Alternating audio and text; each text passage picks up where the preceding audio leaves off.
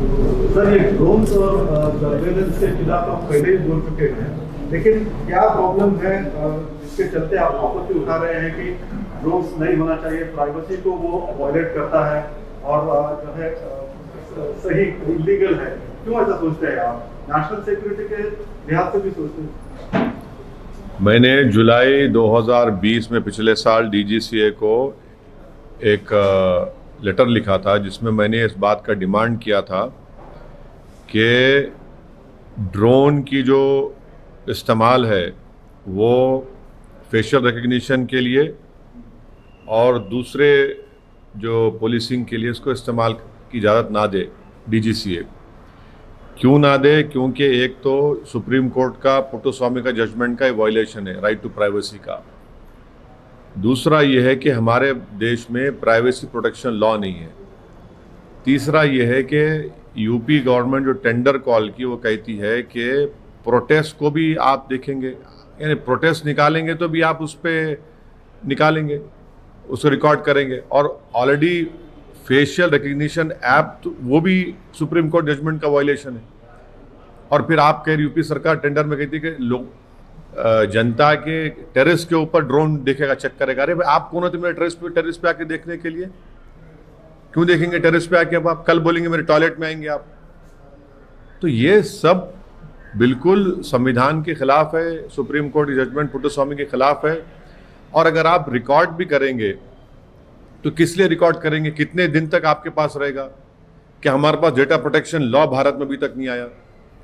तो इसलिए ये आप एक पुलिस स्टेट बनाने के लिए सब काम कर रहे हैं। लेकिन ये भी बात हो सकती है सर कि सिक्योरिटी को लेकर के काफी चौकस रहने की जरूरत है और उसके तहत ही, उसके चलते ही इस प्रकार का सर्वेलेंस। हाँ, तो आप अगर आप सिक्योरिटी की बात कर रहे हैं तो भारत में प्राइवेसी प्रोटेक्शन लॉ बनाइए, डेटा प्रोटेक्शन लॉ लाइए, उसके बाद ये सब चीज़ें करिए।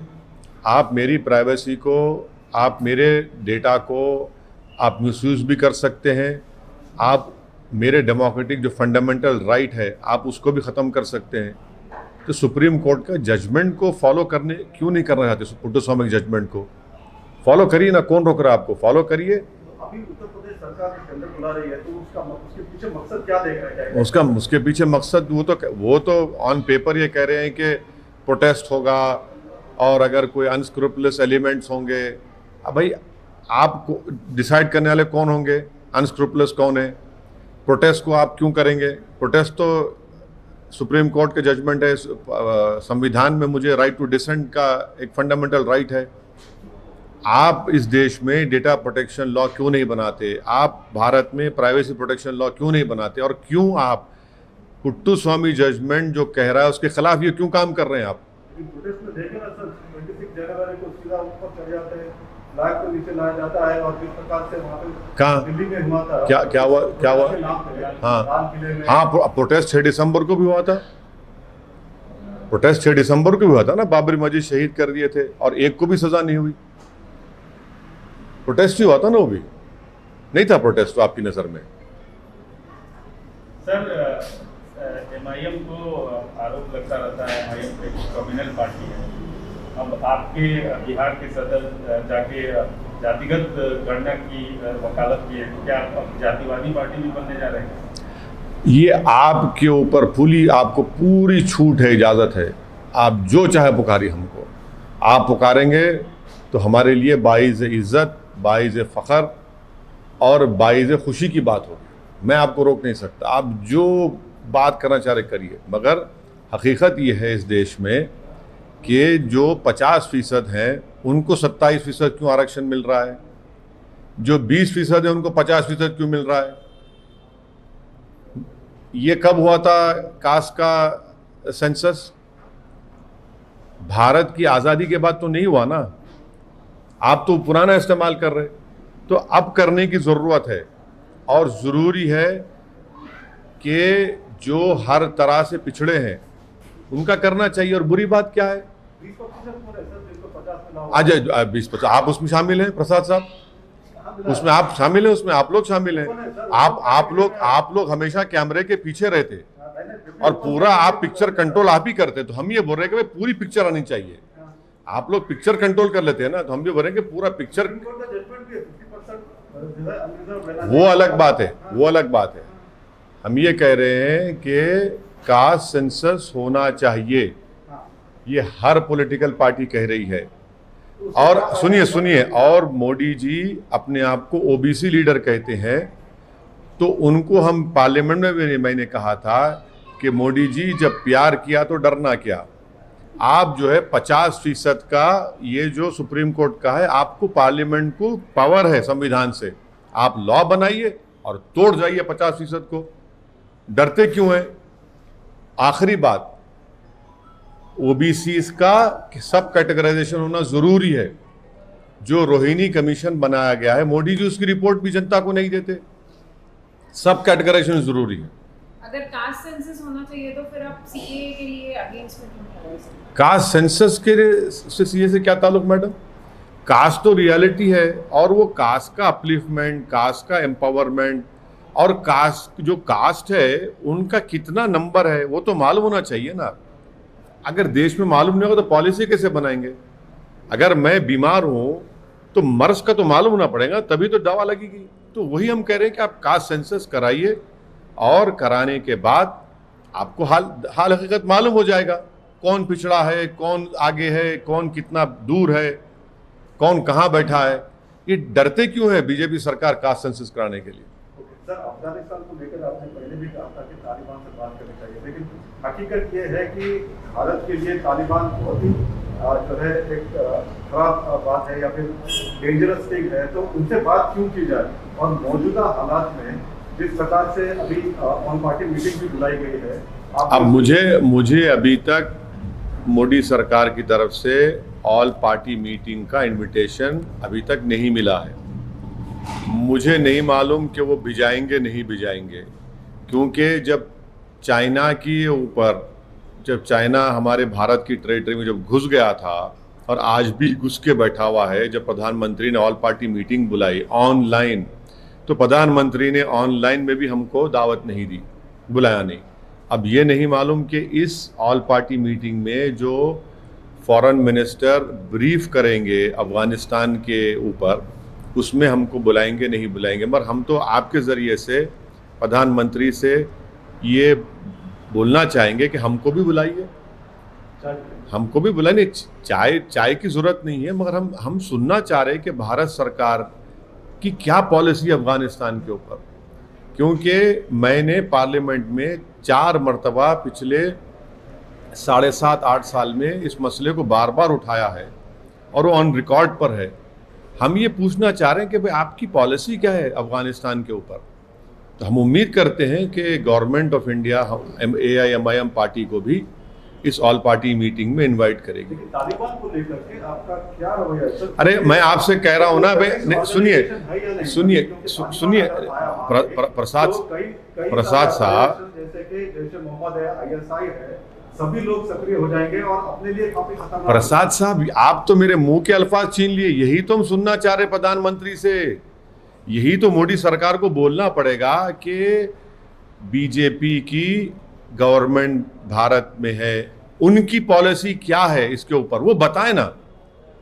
वही नहीं पूछना चाह रहे। भारत का प्रधानमंत्री तो मैं नहीं हूं ना। ये सवाल आपका बहुत सही है, ये भारत के प्रधानमंत्री और उनके सरकार को ये सवाल का जवाब देना पड़ेगा। आपके सवाल बड़े बुनियादी हैं। नहीं, अरे भाई मैं प्रधानमंत्री तो मैं नहीं हूं ना। अरे देखिए, तालिबान के बारे में बोलिए कि वो टेररिस्ट ऑर्गेनाइजेशन है या नहीं। भारत सरकार की पॉलिसी क्या हम सुनना चाह रहे हैं। जहां तक तालिबान के लीडरशिप जो है, उसमें से जो टॉप 10 में से कई लोगों को यूनाइटेड नेशन ने अपने रेजोल्यूशन से उनको टेररिस्ट करार दिया है। अब उनको डिडेजिग्नेट करना पड़ेगा। तो भारत सरकार अगर आएगा तो करेगी नहीं करेगी, मेरा सवाल आपसे, क्योंकि आप मोदी सरकार की तर्जुमानी कर रहे हैं। अरे बात तो सही है ना प्रसाद साहब, आप जब कह रहे हैं तो हम तो वही पूछना चाह रहे हैं। ये तालिबान के कई लीडर्स जो है उनके ऊपर यूनाइटेड नेशन के सैंक्शंस है, उनको डिडेजिग्नेट करना पड़ेगा। तो क्या चीन करेगा? भारत तो सिक्योरिटी काउंसिल का भी फिल वक्त चेयरमैन है। और फिर सुनिए, दोहा में हमने उनसे एक हेलो हाय किया, पूरी तरह नहीं किया। 2020 में हमने एक अनऑफिशियल एजेंसी से उनसे बातचीत की। यही तो हम जानना चाह रहे कि आपकी क्या पॉलिसी है। प्रधानमंत्री ने, सुनिए, प्रधानमंत्री ने काबुल जाकर आपके चैनल पर दिखाया गया कि गनी के साथ आपने पार्लियामेंट का उद्घाटन किया और भारत के प्रधानमंत्री ने स्पीच भी दी। वो पार्लियामेंट में अब क्या होगा? 700 करोड़ की पार्लियामेंट है। $3 बिलियन का इन्वेस्टमेंट हमने रिकंस्ट्रक्शन में किया अफगानिस्तान में। वो $3 बिलियन का क्या है? क्या हुआ? क्या देश जाना नहीं चाहेगा? सलामा डैम हमने बनाया, वहाँ के बच्चों को स्कॉलरशिप दी, छाबार पोर्ट का मामला है। ये तो सब सुनना पड़ेगा ना, उनसे ही सुनेंगे। लेकिन आप मेंबर ऑफ पार्लियामेंट है, आपके ऊपर राय रखते हैं। हाँ, बोल दिया ना, मेरी राय बोल दिया हूं मैं आपको। नहीं, आपकी राय बोलिए। क्या आप अपनी राय, अपनी आप क्या चाहते हैं? असदुद्दीन ओवैसी ही था जिसने 2013 से ये कह रहा था ये बात को। आप लोग सुनने तैयारी नहीं थे। आप लोग आप लोग इतने विज्ञान है, इतने आप लोग विजडम आप में कि आप सुनने तैयार नहीं थे। आप तो हंसी उड़ाते थे, आप तो मजाक उड़ाते थे मेरा पार्लियामेंट में, आप तो मुझे गाली देते थे। अब देखिए, अब इसका कौन जवाब देगा? अच्छा, मोदी जी इतना अमेरिका के करीब हो गए थे, वही अमेरिका सब बंद बना के भाग गया। हमारे 4 कॉन्सुलेट थे, क्यों बंद हो गए बताइए? एक एम्बेसी के साथ कौन जिम्मेदार है उसका? क्यों नहीं हमने जाने से पहले एयरपोर्ट में एक रूम क्यों नहीं लिया हमने, जो दूसरे सरकारें कर रही हैं? यही तो सवालात हैं जिसका जवाब हम चाहते हैं प्रधानमंत्री से। वो प्रधानमंत्री है ना, उनको बताना पड़ेगा देश को कि $3 बिलियन भारत का पैसा वहां पर सर्व करने के बाद ये सब क्या हुआ। आप कह रहे हैं कि आपने पहले सरकार को बताया था कि हमको बातचीत करनी चाहिए इसके नहीं, मैंने अब सुनिए, भारत को किस तरह से सुनिए, मैंने पार्लियामेंट में ये सवाल उठाया था कि क्या आप ये करेंगे, आपकी पॉलिसी क्या है? आपने जवाब नहीं दिया। मैंने आपको बाखबर किया, मैंने आपको कॉशन किया, तो आप सुनने तैयार नहीं थे। आज वो हकीकत बन चुकी है ना। तो इसमें आपका प्रॉब्लम क्या है आपके चैनल का, कि आप ये चाह रहे हैं कि रात के 9 बजे बैठकर ओवैसी ये वो मैं होने नहीं दूंगा। आप ये नहीं, सुनिए, आप ये पूछिए कि ओवैसी ने पार्लियामेंट में कहा था नहीं कहा था, बताइए आपने क्या किया? ओवैसी ने कहा था कि आप क्या कर रहे हैं, आप उसका जवाब नहीं देते। ओवैसी ये बोल रहा है कि भाई $3 बिलियन आप भारत का पैसा वहां पर खर्चा किए। अब उस पार्लियामेंट में कौन बैठेगा? वो सलामा डैम का क्या होगा? वो जो बच्चों को हमने स्कॉलरशिप पे बुलाया था, ये सब क्या हुआ? इसका नतीजा क्या निकला? भारत को उनसे डरना चाहिए या फिर क्या करना चाहिए? देखिए, भारत सरकार ये बखूबी जानती है, असदुद्दीन ओवैसी भी जानता है कि जितने तालिबान के लीडर्स हैं अभी, उसमें से बहुत से ज्यादा पर यूनाइटेड नेशन ने उनको एज अ टेररिस्ट डिक्लेयर किया है ना। तो फिर आपको ही मानना पड़ेगा, मेरे को ही मानना पड़ेगा ना, यूनाइटेड नेशन का मानना पड़ेगा। मगर हम ये पूछना चाह रहे, आपने 2020 में उनसे मुलाकात की, यही टेररिस्ट से जिसको यूनाइटेड नेशन ने किया। आपने दोहा में उनसे मुलाकात की नहीं की। अब ये हम गवर्नमेंट ऑफ इंडिया ने दोहा में मुलाकात की ना, ये तो आप ही ने रिपोर्ट किया था। आप भूल जा रहे हैं, आपका चैनल पे आपने दिखाया था बड़ा बड़ा। हम ये सवाल तो हम पूछना चाह रहे हैं। हम तो उम्मीद करेंगे कि मोदी सरकार हमको भी दावत देगी। गो हमारे 2 MP हैं, मगर हम भी थोड़ा सुनना चाह रहे हैं। बुलाइए हमको भी पार्लियामेंट में। हाँ, बोलेंगे नहीं, हम सुनना चाह रहे भाई। वो तो ब्रीफ करेंगे। फॉरेन मिनिस्टर जयशंकर साहब जो है ब्रीफ करेंगे, सुनना चाहेंगे ना, हमको भी सुनाइए। हम भी ट्विंकल ट्विंकल लिटिल स्टार हैं। लेकिन जिस प्रकार से भारत अभी अफगानिस्तान से अपने नागरिकों को, दूसरों को लेके आ रहा है, बहुत अच्छा कर रहे हैं, क्या प्रशंसनीय, बहुत अच्छा कर रहे हैं, बहुत जरूरी है, वो लेके आना चाहिए उनको। मगर हम तो ये सोच रहे थे कि वहां पर एयरपोर्ट पे हम एक हिस्सा, एक एयरपोर्ट का, जैसा दूसरे एम्बेसीज ने एयरपोर्ट में एक रूम लेकर वहां पर अपना झंडा लगाया अपनी कंट्री का, हम भी लगाना चाहिए था हमको, क्योंकि एयरपोर्ट अमेरिका के कंट्रोल में है। एयरपोर्ट अमेरिका कंट्रोल में है। अभी भी अगर हमारे कोई नागरिक हैं तो उनको बिल्कुल निकालना चाहिए। अब एक बात या आप लोग भूल रहे हैं, जिस जगह से हम यहाँ बैठकर इंटरव्यू कर रहे हैं, यहाँ का इंजीनियर को टेररिस्ट ने मार दिया था। हमारा इंजीनियर मारा गया आंध्रा का, तेलंगाना आंध्रा का, जाने दी गई हैं। तो यही तो हम सवाल पूछना चाह रहे हैं उनसे, आप जवाब ही नहीं हम सुनना चाह रहे। आप मुझे प्रधानमंत्री बना दे रहे, ये तो गलत बात है ना। मैं तो सत्ता में नहीं हूं, मेरे सवालात करना मेरा काम, मेरा डेमोक्रेटिक राइट है। मगर आपको इतनी तकलीफ क्यों हो रही है बताइए ये सवालात से? 3 बिलियन आपका भी पैसा है ना उसमें। जिस तरह से हालात है ये मैडम को सर, जिस तरह से अफगानिस्तान में इस वक्त हालात है, लोग मारे जा रहे हैं, तो उस पे अब क्या भारत को उनसे डरना चाहिए या क्या स्टैंड है? भारत किसी से नहीं डरता, ना डरना चाहिए। क्यों डरना चाहिए? क्यों डरना चाहिए हमको? मुल्क है, हमें कंट्री है, डरने की क्या बात है? चीन और पाकिस्तान एक हो गए। अरे भाई डरने की क्या बात है? कोई हो जाए, एक हो जाए, हम अगर हम एक हो गए तो 100 एक हो जाए, क्या करेंगे? डरने की बात नहीं है। ये बात बिल्कुल सही है कि तालिबान पाकिस्तान से बहुत करीब है, इससे कोई डिनाई नहीं कर सकता। तालिबान पाकिस्तान से बहुत करीब है, कौन डिनाई करेगा इसको? सब कुछ सारी दुनिया के हर सिक्योरिटी एक्सपर्ट्स कह रहे हैं। तो ये हम सुनना चाह रहे कि फॉरेन मिनिस्टर साहब क्या ब्रीफ करेंगे अगर हमको बुलाए, नहीं तो फिर आपसे सुन लेंगे। Hardeep Singh Puri has said that Afghanistan crisis shows why CAA is needed. Then make it. They should have made it religious neutral. Simple as that. I had said in my speech in the parliament that strategically this was a wrong step to be taken by the government, wherein you have made it on the basis of religion. Had it been religious neutral, people who have helped us, they would have easily been able to come to India. But you have made it on the basis of religion, which again is a violation of right to equality. Who stopped you from making it religious neutral? I had raised the issue of Hazaras, Tajiks, Uzbeks, Turkiman. In my speech I have raised it. No, you act in haste and you want to repent in leisure, you do it. But this is what I had said. Who stopped you from making it religious neutral? So you have been telling that there must be talks between the Taliban and UPC. No, I have been saying what the government is doing based on what has been said by strategic security experts, based on my readings of eminent journalists who are right now who are responsible for writing in our national newspapers, who have great respect for. Every security expert was saying this. So don't make Asauddin Owaisi some kind of like expert. I have been reading these people, following them, and what they have said many years ago has been proven right now. Has been proven right now. The UPCM has told that people are shamelessly supporting Taliban.